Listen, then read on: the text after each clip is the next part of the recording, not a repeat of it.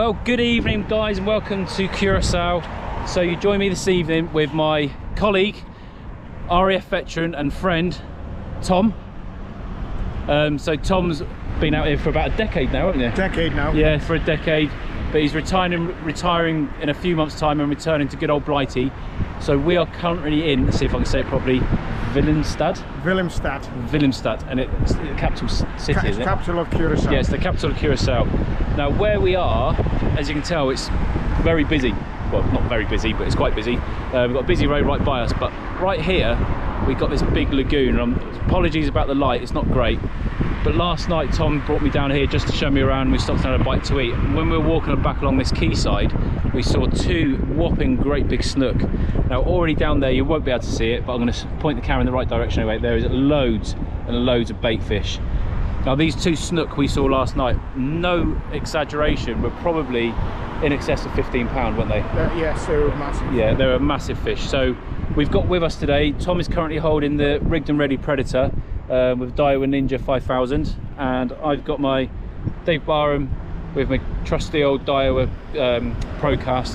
So we're just going to have a wander up around here and just, we've got some shads, weighted shads on, and we're just going to have a wander up and see if we can't hook into some of these snook. There's also tarpon in here. I'm going to hazard a guess, there we go, get the words out, and say there's probably also jacks in here, probably ladyfish, probably snapper, all sorts. So we'll see if we can get anything. If we don't, it's a lovely evening to be out. It's really warm, it's nice, and there's a nice gentle breeze. So we'll have a go and see what we can't get. Tom, thanks for joining us, mate. Okay, cheers. Tight lines, Good, and we'll see you all directly. Happy hunting. Good evening. See you later, guys. Tight lines.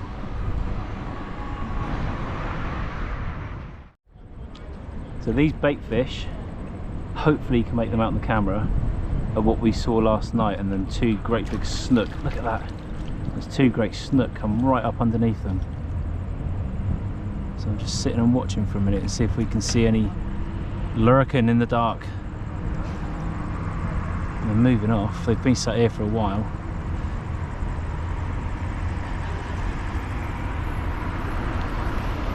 I'm really excited because we know there's fish in here. We've seen them.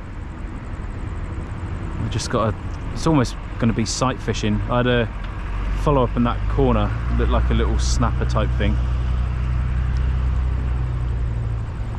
So this feeds, it's got a bit of a right angle up there, then it goes back up the river under the bright coloured bridge and then out into the open ocean, and the next stop is Venezuela.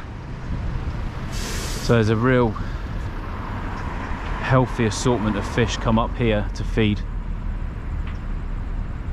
Anyway, we're going to carry on casting. We've been working along this edge just because it's where we saw the fish last night. So we're just going to carry on. But from what Tom was saying, this middle area is quite deep because it used to be, well, there's a big tall ship there, again you probably can't see it because of the dark. But it used to be a safe holding for the tall ships. So the centre of it should be quite deep. But so far I've caught somebody else's. Oh, there's a fish. Oh! That was a definite bite. Just had a bite, Tom. Did you see that, people? Did you see that? Yeah, there's very, very little tidal movement. It is tidal. That was a definite bite. I'm going back there again.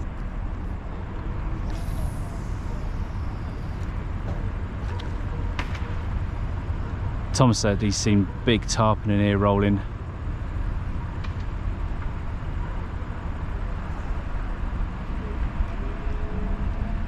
That was a definite bite for sure.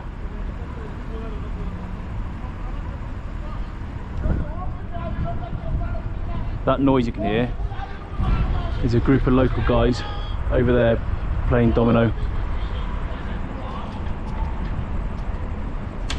Sounds like they're having a good time. Sounds like there's a lot of change. Oh, there we go, and again.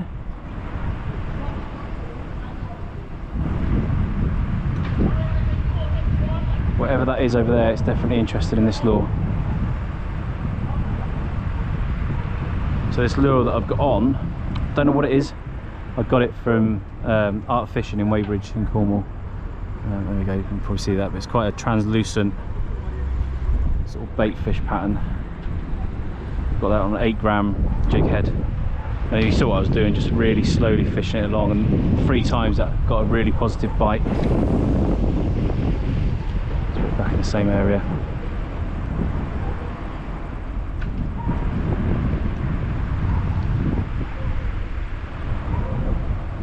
See if we can't hook what that was.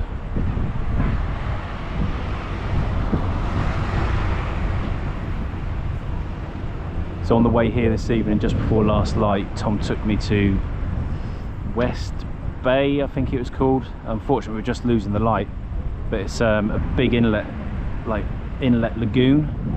And he said he's seen fish in there before. So over the weekend, I'm probably going to go and hit that. And it looks, as long as it doesn't get too busy, it looks like I might have the chance to chuck a fly there as well. There's possibly a few bonefish there. I've got the weekend to explore. Right, wherever that was is gone. Right, I'm going to catch up with Tom. We'll see you in a second, guys. Oh no. It's had a really good bite. So I've just put on a metal jig para, almost like a bit of a mackerel pattern, and just cast it out there towards that light, and I made contact. And Tom's also just had a follower for what we think was a small barracuda. Right, I'm going back out there again because there was definitely a fish.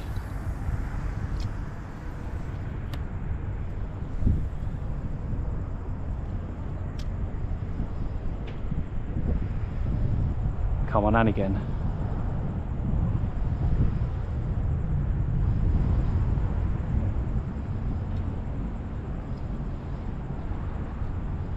As we know and we've seen before, these jig para shore jigs are deadly.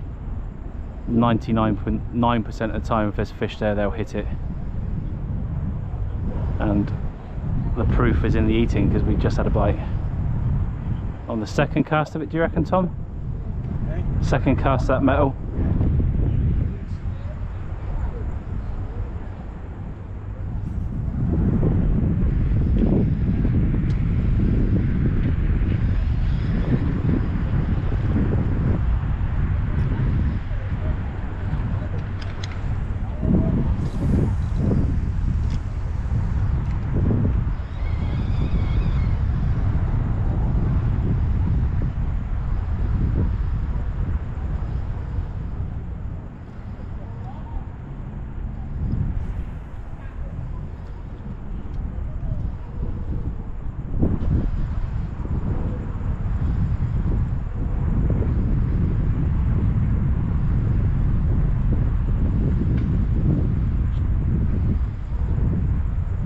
So we've seen a few snook, haven't we, Tom? Yeah. But they just seem to be cruising. They don't seem to be predating, and they're sitting under the schools of bait fish.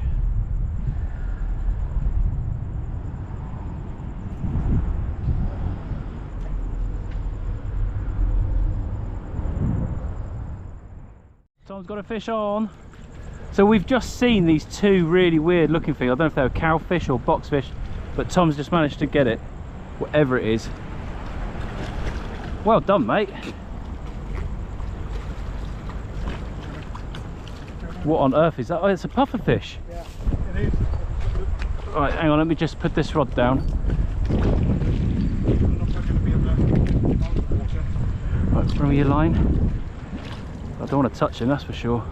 No. Bring your line this way. My God, what a strange looking thing. It's massive.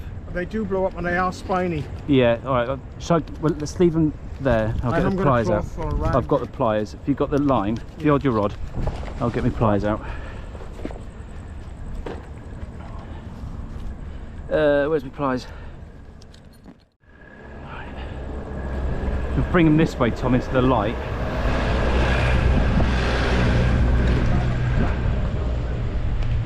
On his front, he's...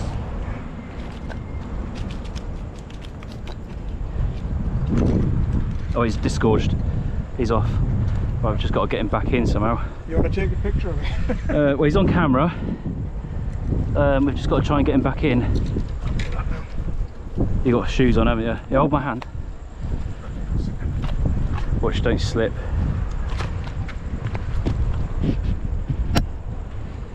Yeah, put that in front of his face.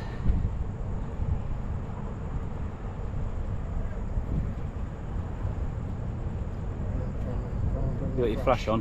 Yeah, so we're going to do that. We'll catch an image with Tom's flash. Oh, he didn't flash.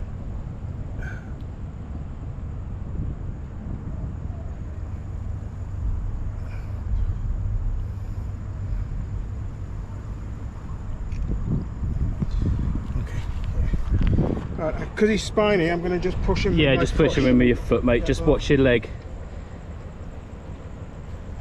It's massive. There he goes. Oh, does he need a... Give me the butt of the rod like that. Give him a shunt.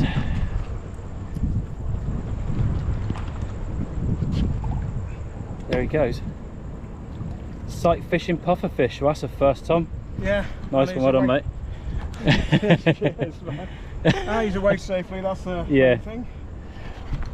There we go, guys. That is an absolute first ever, I think. I can't even talk. Sight fishing pufferfish In the town. in the town with the squipper, mate. What an unbelievable experience that was. But it was well spotted by you. Yeah, well, they were just down here, and there was two of them, weren't there? Yeah.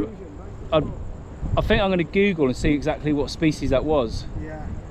I think they're probably a spiny pufferfish. It is, because you can see that. Yeah, it's almost like a porcupine, wasn't it? They puff them up because the water, don't they? Yeah. It was out of the water and But it was almost grunting, wasn't it? It's like, yeah, yeah. That was awesome. Well done, mate. Nice one, Tom. Give me a He's hand. got to get back up now. Oops, sorry. There we go, mate. Brilliant. Guys, tight lines. We'll see you in a minute. Happy days. Well, Right, just a little follow-up on pufferfish adventures. Look at the state of this. The hook is completely bent. Can you see that?